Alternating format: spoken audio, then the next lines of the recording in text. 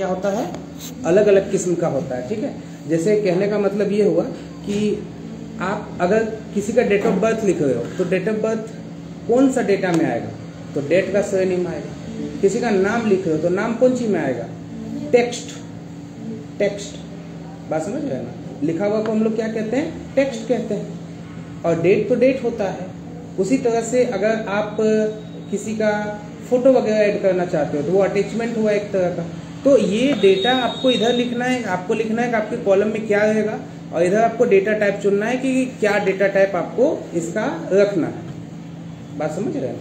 अब हम स्टूडेंट का फर्स्ट ऑफ ऑल चाहते हैं कि रोल नंबर आ जाए, तो हमने रोल नंबर यहाँ पे कॉलम बनाया और जैसे इंटर किया तो बोला रोल नंबर का डेटा टाइप क्या होगा, तो यहाँ पे चुनने का ऑप्शन आ गया। देखिए सबसे पहले क्या दिखाई दे रहा है, short text, long text, number, date time, currency, auto number, yes no, इस तरह से कुछ कुछ ऑप्शन हमें दिख रहे हैं। अगर हम मोटा मोटी बात करें तो सबसे पहले हमें क्या दिख रहा है, सबसे पहले हमें दिख रहा है शॉर्ट टेक्स्ट। अगर हमें किसी का नाम लिखना है तो वो क्या होगा, शॉर्ट टेक्स्ट होगा।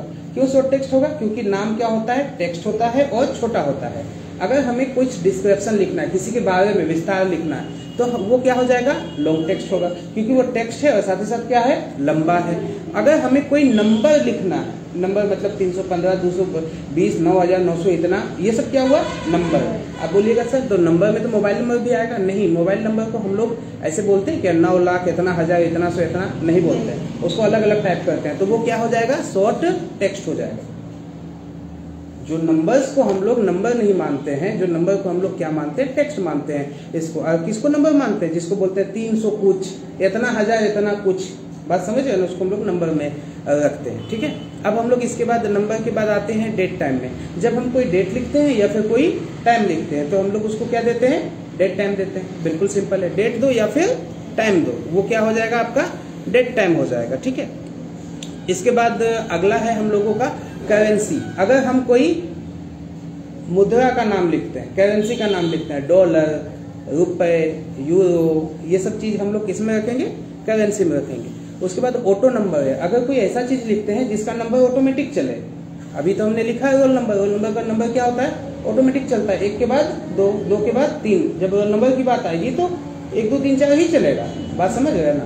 तो इस तरह से यहाँ ऑप्शन दिए गए हैं, तो इससे ये पता चला कि रोल नंबर में हमें कौन सा लेना पड़ेगा डेटा टाइप, ऑटो नंबर लेना पड़ेगा। तो हमने रोल नंबर में क्या ले लिया, ऑटो नंबर ले लिया। अब ऑटो नंबर लेने से फायदा क्या होगा कि हम 1 लिखेंगे तो हमें 2 लिखने की जरूरत नहीं है, 3 लिखने की जरूरत नहीं है। ऑटो नंबर ऑटोमेटिक नंबर आते चला जाएगा। ठीक है, फिर हम लोग एंटर प्रेस किए और अब हमें फिर से यहाँ पे देना है दूसरा चीज।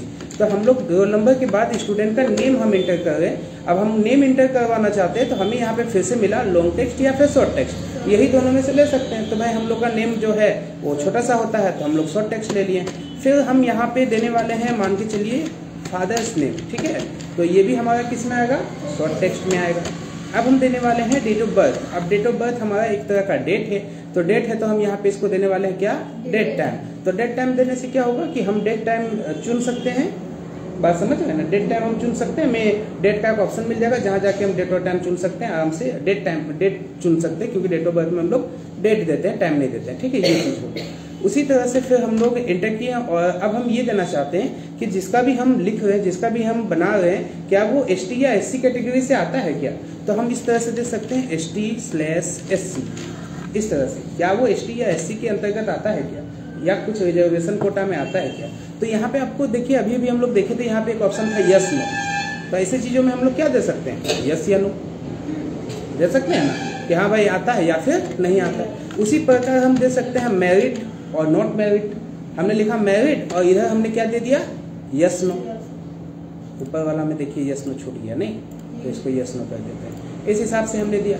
तो इसी तरह से आपको यहाँ से डेटा का टाइप चुनना पड़ता है। अब आप बोलिएगा सर अगर टाइप में गलत चुन दें तो क्या होगा, तो फिर आपको काम करने में सुविधा नहीं होगा। अब मैरिड में अगर आप टेक्स्ट चुन लिए फॉर एग्जांपल, तो टेक्स्ट में आपको अपने से लिखना पड़ेगा यस नो। बात समझ रहे हैं ना। और अगर हमने यस नो चुन लिया तो हमको लिखने का जरूरत नहीं, हमको सेलेक्ट करने के लिए मिलेगा यस या नो। ये बात, बस इतनी ही से बात है, ये चीज है। अब दूसरी बात ये है कि यस नो जहाँ पे आ गया वहां आप दूसरा कुछ लिख नहीं सकते। जहां डेट दे दिए वहां दूसरा कुछ लिख नहीं सकते, डेट ही देना पड़ेगा। तो जब आपको ये टेबल डिजाइन हो जाए, आपको लगे कि हाँ इतनी चीजें सफिशिएंट है, इतनी चीजों में हमें मेरा जो है वो काम चल जाएगा, कोई दिक्कत नहीं है, तो आपको फिर क्या करना है कि आपको इसको जो है यहाँ से कट कर देना। ये जो कट का जो आपको यहाँ पे ऑप्शन दिख रहा है, दिखाई दे रहा है ना यहाँ पे कट का ऑप्शन, तो ये कट पे जैसे आप क्लिक कीजिएगा तो आपको ऑप्शन मिल जाएगा कि आप इस टेबल को सेव करना चाहते हैं। आपको यहाँ से क्या कर देना है, यस, और ये क्या हो जाएगा, हमारा सेव हो जाएगा।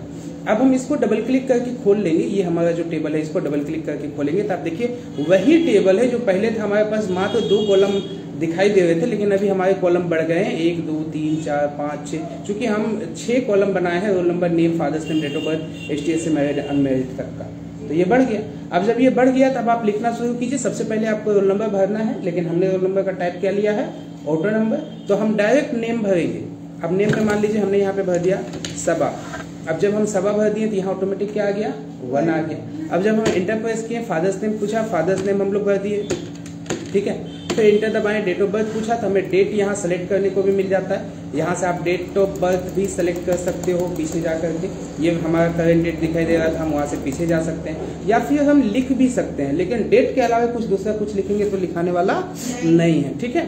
तो हम लोग यहाँ पे अभी फिलहाल के लिए लिख देते हैं 1/5/2006, ऐसे हमने लिख दिया। HTSC के अंतर्गत आते हैं, हम टिक लगा सकते हैं, नहीं तो फिर हम टिक हटा सकते हैं, या फिर हम मैरिड अनमैरिड है तो टिक लगा सकते हैं, नहीं तो हटा सकते हैं, इससे पता चल जाएगा। फिर हम इंटर दबाएंगे, ये कॉलम फिर से बढ़ता चला जाएगा। फिर हम यहाँ पे नाम लिखेंगे, ठीक है, फिर हम यहाँ पे नाम लिखेंगे और आप देखिए यहाँ पे 2 आ गया। इस प्रकार हम जितने भी डेटा को यहाँ पे स्टोर करना चाहें स्टोर करके रख सकते हैं। बाद में हम किसी का भी सर्च करके निकाल सकते हैं। मोटा मोटी अगर हम बात करें तो इससे छोटे मोटे ऐप बनाए जाते हैं जिसमें डेटा रखा जाए। तो पहले आप लोग डेटा रखने सीख जाओ। तो देखिए क्या क्या किए हम लोग, क्या किए। सबसे पहले हमने एक्सेस को खोला, MS एक्सेस लिख करके, और इसके बाद हम लोग चले गए कहाँ पे, यहाँ पे ब्लैंक डेस्कटॉप डेटाबेस पे चले गए। और यहाँ पे हमें सबसे पहले चुनना पड़ा कि आप जो फाइल अभी बना रहे हो उसको कहाँ रखना चाहते हो। अभी आपको हम बताएं कि लगभग जितने भी हम लोग सॉफ्टवेयर, जितने भी कुछ अभी हम लोग चलाए हैं अभी तक में, सब में हम लोग पहले बनाते हैं बाद में सेव करते हैं, ये ऑप्शन आता है। लेकिन एक्सेस में क्या होता है कि बनाने से पहले ही हमें सेव करने का ऑप्शन देता है। तो बस आप यहाँ से जगह चुन लो, आप इस तरह से यहाँ से चुन लो कि आप कहाँ रखना चाहते हो, जहाँ भी रखना चाहते हो चुन के, और यहाँ से आप नाम भी दे सकते हो।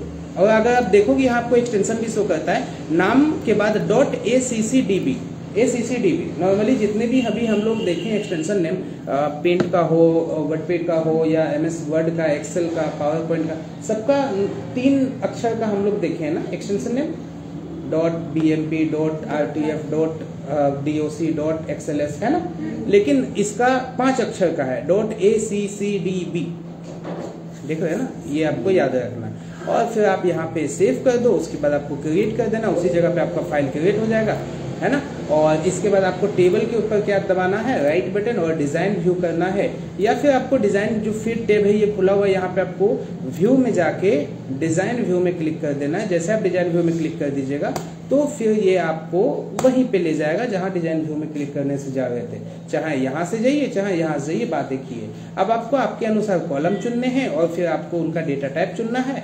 फिर आपको इसको कट करके और सेव कर देना, फिर डबल क्लिक करके खुलिएगा, आपके पास कॉलम आ जाएंगे जिसके अंतर्गत आप जो है अपने स्टूडेंट का डेटा की एंट्री कर सकते हैं, ठीक है। तो आपको अभी 15 स्टूडेंट का कम से कम एंट्री करना है, ठीक है। चलिए ठीक है आज के लिए।